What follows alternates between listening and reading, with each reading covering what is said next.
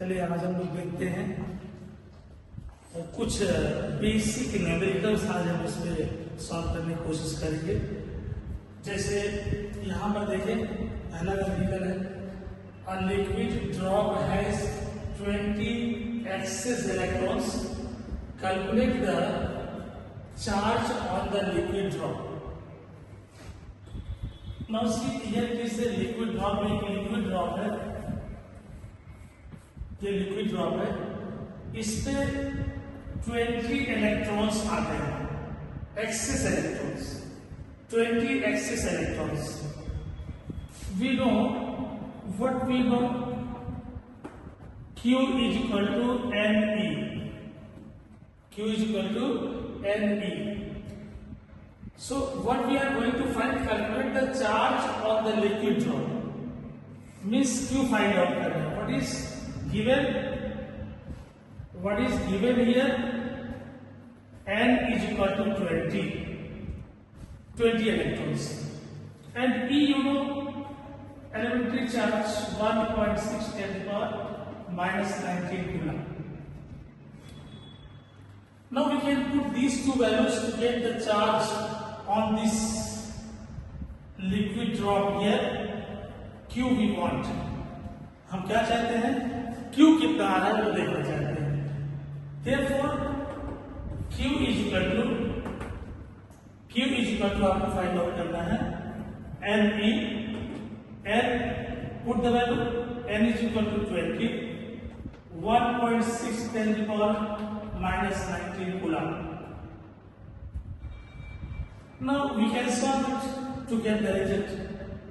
if you are going to solve it together, see 1 0 here, it becomes 18, see minus 19, 1 0 will go here, so it is minus 18, and this here to multiply, this is 3.2, 16 to the 32, 3.2 into 10 to the power minus 18 coulomb, minus 18 coulomb। this is the charge on the liquid drop, this is the charge on the liquid drop, means on this liquid drop you will get this much charge। now see the second question, this is related with Coulomb's law in scalar form। after that we will solve one question, एक question solve करेंगे जो इसके vector form पे होंगे, direction पे। अभी ये scalar form पे है, स्केलर फॉर्म पे क्वेश्चन है, स्केलर फॉर्म पे क्वेश्चन है। तो यहां पर देखिए, calculate the force of electrostatic attraction. Attraction means there is a opposite charges between a proton and an electron separated by a distance, this one। what is given there, please see here, given r distance 8 into 10 to the power minus 14 meter, this distance is given here। now charge on a proton Q1 1.6 into 10 to the power minus 19 coulomb, it is positive, charge on proton is positive, 1.6 10 to the power minus 19 coulomb। charge on an electron Q2, same it is but minus sign, 1.6 10 to the power minus 19 coulomb। and we know this is given here, F is equal to, in scalar form, 1/4 pi epsilon 0 Q1 Q2 upon R square, Q1 Q2 upon R square।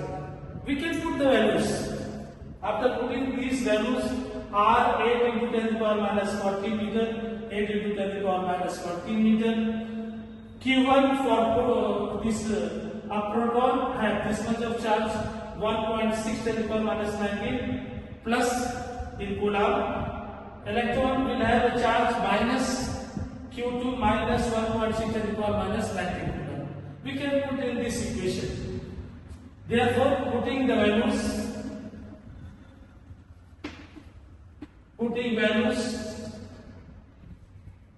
सारे values को इसमें रख देंगे। तो F बराबर कितना आ जाएगा 9 into 10 की पावर 9 into 10 की पावर 9 4/4/4570.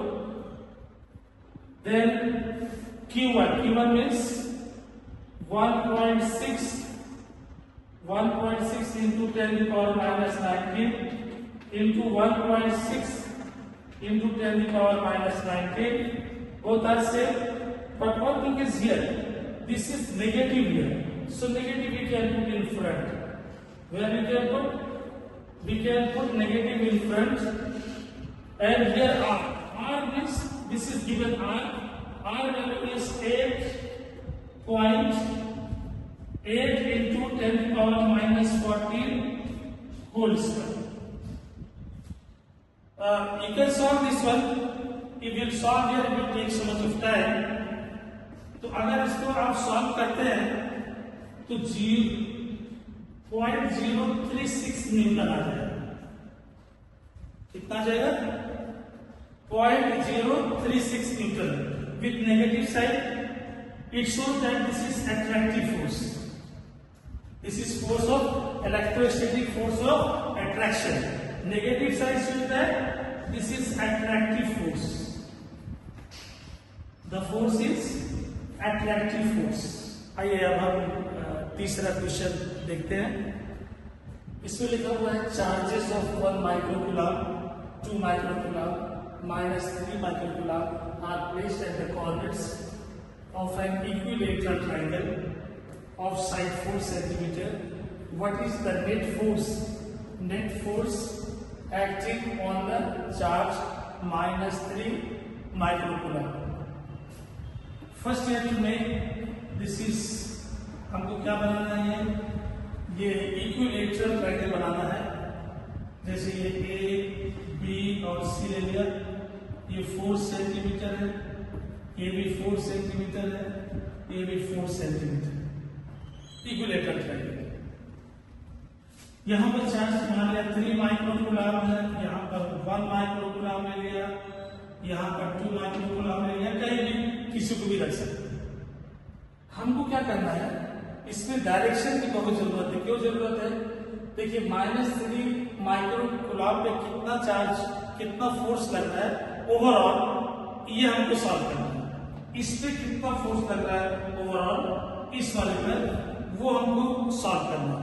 सबसे पहले देखेंगे 1 माइक्रोकूलम की वजह से इस पे कितना फोर्स लग रहा है, फिर देखेंगे 2 माइक्रोकूलम की वजह से इस पे कितना फोर्स लग रहा है दोनों पे।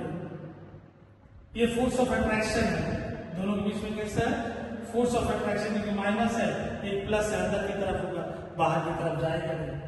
ये कहां पर होगा, दोनों डायरेक्शन कहां होगी अंदर की तरफ, क्योंकि क्या है ये फोर्स ऑफ अट्रैक्शन, डायरेक्शन की बात हो रही है। तो सबसे पहले ये देख लेते हैं जो दिया हुआ वो क्या चीज है। देखिए गिवन क्या है इसमें, पहले गिवन देखिए डिस्टेंस जो आपको दी गई है, distance 4 centimetre is equal to 4 into 10 to the power -2 metre.